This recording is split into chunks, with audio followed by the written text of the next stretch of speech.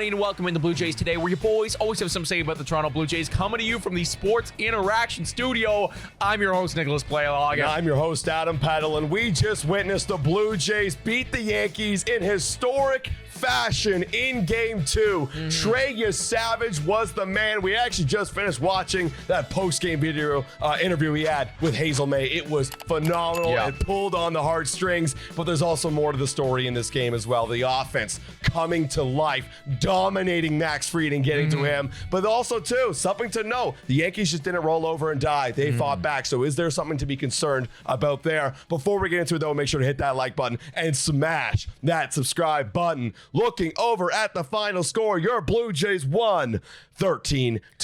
And at one point, it was 12-0 when Trey Yesavage left the game with a no-no on the line. Yeah, and listen, I know that the Yankees put up 7, and maybe some people are a little worried about that bullpen and everything. And I do think, okay, you know what? We did probably pitch a couple more guys than we would have needed to if everybody was really on their stuff. Lauer gave up a few. Nance gave up a few. Brewhill gave up a few. That's not ideal, especially considering Lauer is probably going to be a key component in Game 4, should we require a Game 4. But ultimately, all those runs came in what I like to refer to as garbage time. Toronto Blue Jays were up. They were absolutely dominating this game pretty much the entirety of the time. I know some people were worried about a momentum shift, but really any moment of time where it felt like the Yankees were starting to get momentum, like when they went out and they got those 7 runs, the following inning, 3 up, 3 down, Louis Varland took care of business and just stamped out any type of flame that they may have been starting to cook with. Yeah, like obviously that's why you have a 12-run lead. You have a lot to play with, and I agree with you, garbage time is the thing. But here's the thing with garbage time. You got to be able to throw the strike in the zone, and they weren't capable of doing that, right? That's fair. They were falling behind in the counts, these bullpen guys like Eric Lauer, Braden Fisher, Tommy Nance. They were falling behind, and in garbage time, you got to pump the zone. So that's the one thing I wanted to note. We'll start off with the bad, and we'll get into all the great. That's the one thing I want to know. You don't want to give the Yankees confidence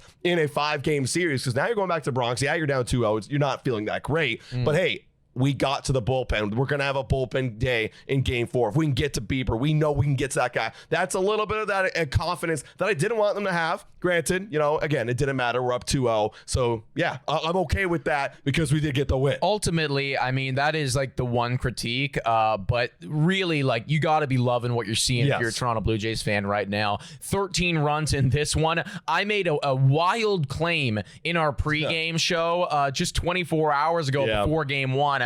And I said, I got a bold prediction. I think this Toronto Blue Jays offense is going to put up at least 2 times in the series double digits on the New York Yankees. They did that in 2 games. Yeah, and I remember saying, like, I hear you say that, well, if they do that, they're winning the series. Because, like, clearly they're absolutely dominating. And, yeah, doing it in the first 2 games, 2-0. Miraculous. Absolutely miraculous. Granted, the offense, they carried, but Trey Yesavage also carried when he was on the bump. This guy deserves all the flowers.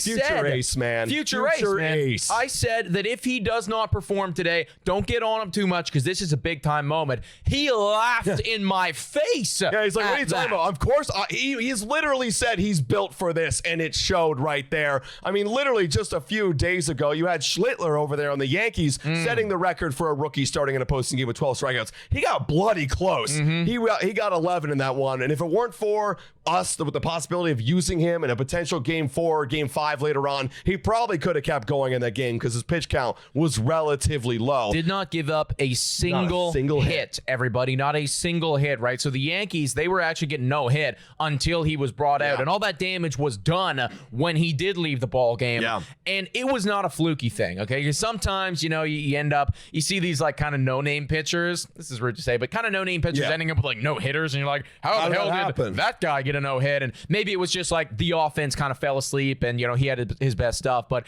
he made the New York Yankees lineup, which then came out and kind of dummied some of our bullpen guys, right? So one of the best lineups in baseball that scores the most runs in all of baseball, number 1 in all of MLB throughout 2025. He made them, Judge, Jazz, Stanton, look silly. And there's a few reasons because of that. He established the fastball early. They knew, we knew that they knew they were taking for the first pitch, for the first couple ABs, because it's a new pitcher. You don't know what he's going to look like. You want to get a feel of the arm angle. So what does he do? Throws a fastball down the middle, gets ahead, strike one. Then that sets up everything else about this guy. You can go splitter. That splitter, you could drop it in and down in the zone for a strike. You could start it in the middle and down for a swing and miss. He was establishing everything, and then he was getting them out with the great swing and miss stuff. We don't have the whiff rate up here, but my God, it's got to be a stupid rate. I can't even imagine. Yeah, like this was just a masterful performance by Trey Yesavage, and if you weren't already in his camp, like I don't know how you possibly couldn't be after this one. Like, yeah, exactly. You know, he is fully bought in on the Canadian and the Toronto lifestyle, and like I just could not be happier for him, and honestly happier for the team that they found somebody like this, because for years we've been screaming at the top of our lungs, we need to get some homegrown pitching talent. Here it is. Here it is, right? This is the guy right now. Expect him to be playing a pivotal role for the Toronto Blue Jays moving forward in this postseason, depending on how far they go, and also expect him to be playing a pivotal role for them in the next season and years to come. Absolutely. Let's transition and talk a bit more about that offense, because holy mother of God, we were so concerned about them walking into the postseason, because for those like 2-3 weeks leading up to October, they were ice cold, man. Vladdy did not look, I mean, nobody looked good. Vladdy didn't look good. Other than George. Other than George. But Vladimir Guerrero Jr. in this series so far, he goes 3 for 5 today. He goes 3 for 4 yesterday. Some quick math can tell you that he is 6 for 9, batting .667, got himself 2 home runs, 6 RBIs. And the crazy thing is, he wasn't even the star of the show when it comes to the offense today. It was Dalton Varsho. He stole the show late. In this series, he smacked 2 homers in this last game. He is now 6 for his last 8 at-bats in this one, batting .750 with an OPS of 260. You know, it's incredible, man. It truly is. And again, he's not the only one who did it as well. Springer hit a solo blast. Who got it started for the boys? Ernie Clement with a 2-run blast. I forgot all about that until reading it right here. Everybody showed up. Now, I want to circle it all back to Vladimir Guerrero Jr. because everyone makes a big point about the contract. I feel like it's always going to be about the contract when you're talking about Vladimir Guerrero Jr.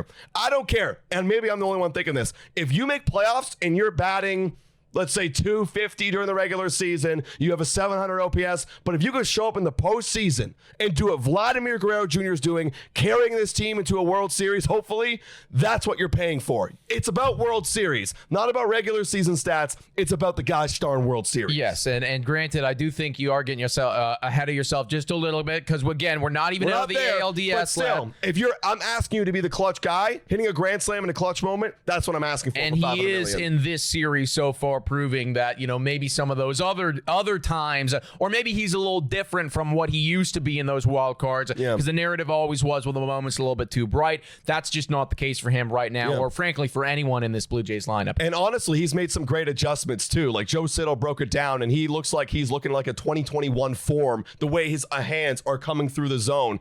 He took some time off. He was looking tired. He was dropping the hands a lot. Now he's staying through and up through the zone. That's resulting in the home run ball. Yeah, I do think that this is one of those examples where the bye was absolutely huge, because the boys looked fatigued walking into October, and right now they look absolutely revitalized, attacking everything, fouling off the tough pitches, and the home run ball is back in Toronto, which is something that we haven't really had all season long, but it is here, folks. Now, what does this mean moving forward? They get the off day tomorrow, then they're going to the Bronx on Tuesday. If you win the first 2 games in the series of a 5-game series, I looked this up earlier today, that means, historically speaking, you effectively have an 89% chance to win the ALDS or the NLDS, whichever one, right? 5-game series in this critical divisional series. So right now, the Toronto Blue Jays, they are sitting roughly at a 9 out of 10 times they're going to win this series. But of course, we've seen that 1 in 10 times happen. We actually were a cause for it, a decade ago. So the work is still not done. But obviously, they are in a phenomenal spot. It feels good. You can play your matchups accordingly, John Schneider. Like, you don't have to unload the bullpen on Tuesday if need be, unless it is a critical, like, you could see yourself winning the game. Looking over on that Tuesday game, you're going to have Shane Bieber. He's going to be standing on business. Carlos Rodon goes up for the Yankees. And the Blue Jays in the past, we faced Rodon twice this year. 5 innings, each time he went, gave up 2 earned runs. That's still solid. I mean, hey, that's a decent performance if you're the New York Yankees, but also if you're Toronto Blue Jays, you'll take that getting him out in the 5th inning because he does have a 3.09 ERA. Bieber has been doing well as of late. He's going to get that crazy Bronx crowd. What are you thinking right now? Early predictions for this one. We thought we were going to lose this game in our predictions. What are we thinking now? I mean, look, way too early. We're going to break it down further tomorrow on the Blue Jays Today Show. Also going to have John Morosi on the channel as well tomorrow, so he's going to give us his insight. But like at this current juncture of time, that Toronto Blue Jays offense is the best offense of baseball. I mean, it's 2 games. It's 18 innings into the playoffs, but they just look absolutely lethal. 14 hits in game 1, 15 hits in game 2, and with power as well. Yeah. I know Carlos Rodon's a really good pitcher, but fuck, so was Max Fried and so was Luis Heel, and they didn't look remotely close to being comfortable at any given moment of time. Toronto might bring out the brooms. That would be incredible. Now, obviously, the cynic in me says, okay, well, we got to lose eventually. We are going on the road out of the Rogers Center, going to Yankee Stadium, which will be absolutely crazy. Maybe we drop this one here, and then we have a bullpen day on Wednesday. What if you drop that one? Now you're back in Toronto, and we did say Jays in 5. That'd be the original prediction, but you're right. How could I ignore what the Blue Jays are doing right now? Like, the amount of runs they've scored, 23 runs. Yeah. That's unbelievable. If they get half of that going into the Bronx on Tuesday against Rodon, Bieber doing what Bieber does, handling the moment, we could win this one, man. 100%. We could win it. Folks, let us know your thoughts about all this in the comments down below. Please make sure to hit that like, smash that subscribe button, and hit the hype button as well if you have it. Thank you so much for watching, everybody. And as always, go Jays, go!